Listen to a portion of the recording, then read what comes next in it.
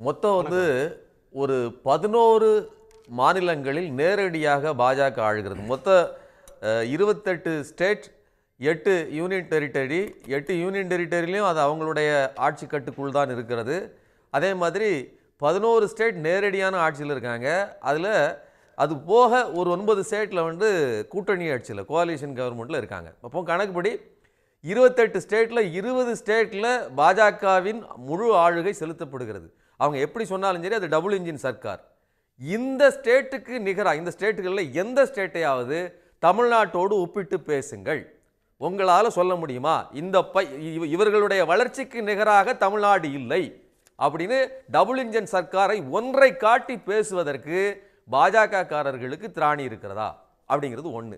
இன்னொன்று, தமிழ்நாடு ஏற்கனவே ராஜராஜன் காலத்தில், சாளுக்கியர்கள் காலத்தில், அதான் அங்கே அந்த காலத்தில், இந்த காலத்தில், பல்லவர்கள் காலத்தில் அப்படிலாம் இல்லைங்க. அப்படி கணக்கு பார்த்தால் வரலாற்று ரீதியாக நீங்கள் மௌரிய வம்சம், இந்த மாதிரியான வம்சங்கள் எல்லாம் பீகாரில் தான் வலுவாக இருந்தது. நந்த வம்சம், மௌரிய வம்சம், மிகப்பெரிய பேரரசுகள் ஆண்டது பாட்னாவை சுற்றித்தான். அந்த மாநிலம் கூட வளர்ந்து, அப்போ பாரம்பரியத்தால் வளர்ந்திருப்பது அல்ல. 1967 திமுக ஆட்சிக்கு வரும்போது அது சொன்ன ஸ்லோகம் இருக்கு இல்லையா, அது ரொம்ப முக்கியமானது.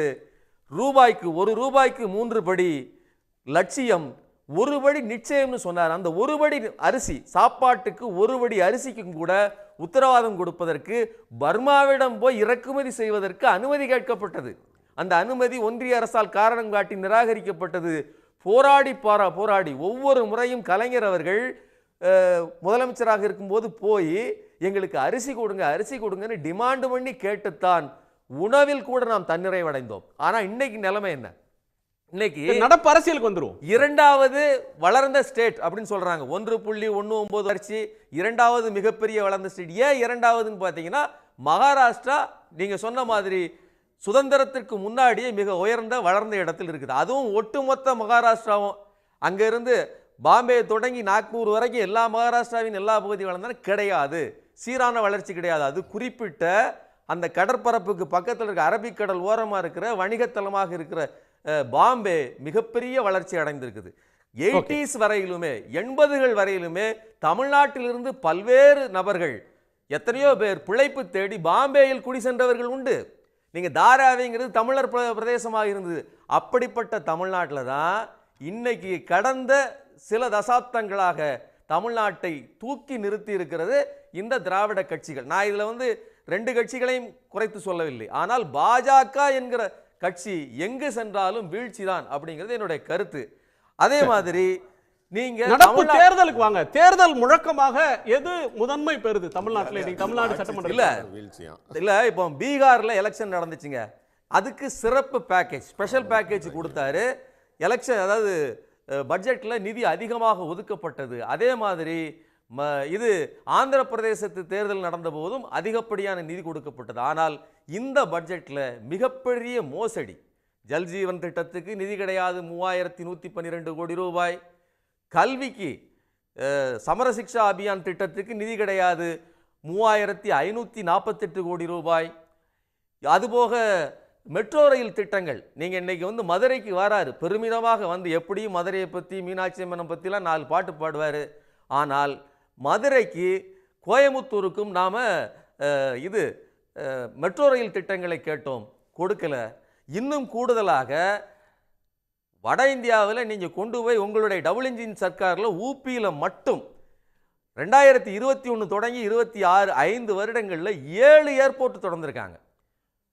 அதில் 6 ஏர்போர்ட்டுகள் வந்து இழுத்து மூடப்பட்டிருக்குது.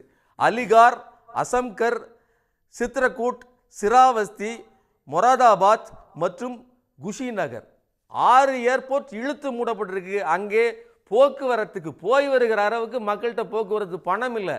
அதாவது மக்கள் எல்லாம் ஏழையாக பண சுழற்சி இல்லாமல் இருக்கிற ஒரு இடத்துல ஏர்போர்ட்டை கொண்டு வந்து காட்டி பாருங்க நாங்கள் வளர்ச்சி அடைந்து விட்டோம் என்று ஒரு போலி மாடலை காட்ட நினைத்தார்கள். நீங்க நல்லா புரிஞ்சுங்க. கொஞ்ச நாளைக்கு முன்னாடி ஏர்போர்ட் கட்டறதுன்றது நல்ல விஷயம் தானே சார்? மக்கள் ஏறாததுக்கு அரசாங்கம் என்ன பண்ணும்? ஏர்போர்ட்ன்றது ஒரு கட்டமைப்பு, இன்ஃப்ராஸ்ட்ரக்சர் தான் கட்டனாங்க, யாரும் போல. அதாவது ஸ்ரீகாந்த் கருணேஷ் ஐயா வந்து கொஞ்சம் அமைதி காக்கணும். உண்மைகளை பேசும்போது கொஞ்சம் அமைதி காத்துட்டு அதுக்கப்புறம் பேசணும். வளர்ச்சி என்பது சீரான விதத்தில் இருக்கணும். நான் அதான் சொன்னேன், தமிழ்நாட்டின் வளர்ச்சி சீராக இருக்கிறது. நீங்க பார்த்தீங்கன்னா ஒரு குறிப்பிட்ட நகரத்தை மட்டும் வளர்க்கல. தமிழ்நாட்டில் ஓசூர் வளர்ந்துருக்குது, ராணிப்பேட்டை தொழிற்சாலை வளர்ந்துருக்குது, தூத்துக்குடி கடல் சார்ந்த உற்பத்தியில் மிகப்பெரிய வளர்ச்சி அடைஞ்சிருக்குது, மதுரையை வளர்ப்பதற்கு தமிழ்நாடு தனி திட்டம் போட்டு வச்சிருக்குது. ஏன் காஞ்சிபுரம், செங்கல்பட்டு இது எல்லாமே ஐடி காரிடார் சேர்ந்து ஒரு வளர்ச்சியை மிகப்பெரிய அளவில் பெற்றிருக்கிறது. தமிழ்நாட்டில் பரவலான சமச்சீரான வளர்ச்சி இருக்கு அப்படின்ற ஒரு வாதத்தை முன்வைக்கிறீங்க. சட்டமன்ற தேர்தலுக்கான இஷ்யூவா எது மேலோகுது?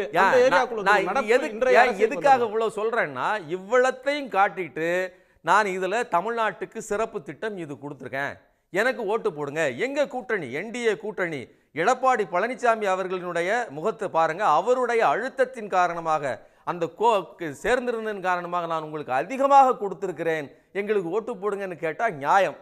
ஆனா 2015 அறிவிக்கப்பட்டு 2019 அடிக்கல் நாட்டப்பட்டு இன்று இப்பந்தான் அவங்க அதையும் அவசரமாக கட்டி முடிக்கப்பட்ட ஒரு வார்ட எய்ம்ஸ் மருத்துவமனையில் திறக்க வர்றாரே தவிர வளர்ச்சி திட்டங்களோ சிறப்பு திட்டங்களோ எதுவும் இல்லை. அப்போ இதுக்கு எதிராக என்ன பண்றாரு, திருப்பரங்குன்றத்தில் போய் தரிசனம் நடத்துவார். யாரு?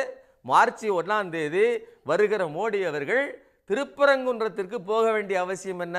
அறுபடை வீடுகளில் ஒன்று, அதனால் அவர் செல்கிறார் கிடையாது. அந்த இடத்தில் ஒரு மத மோதல் உருவாவதற்கு வாய்ப்பு இருக்கிறது.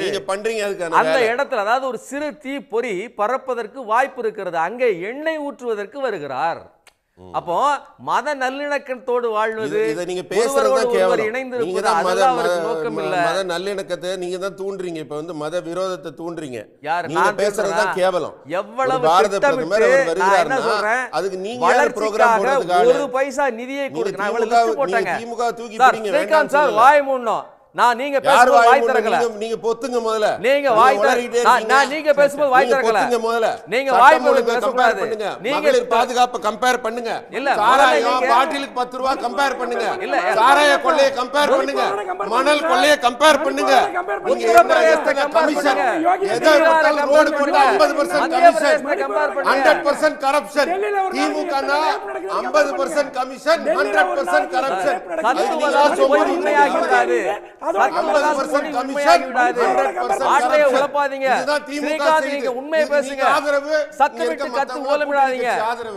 நியாயமா பேசுங்க, கத்தாதீங்க. நான் பேசுகிற நேரம் சார் என்னுடைய நேரம் கூடாது.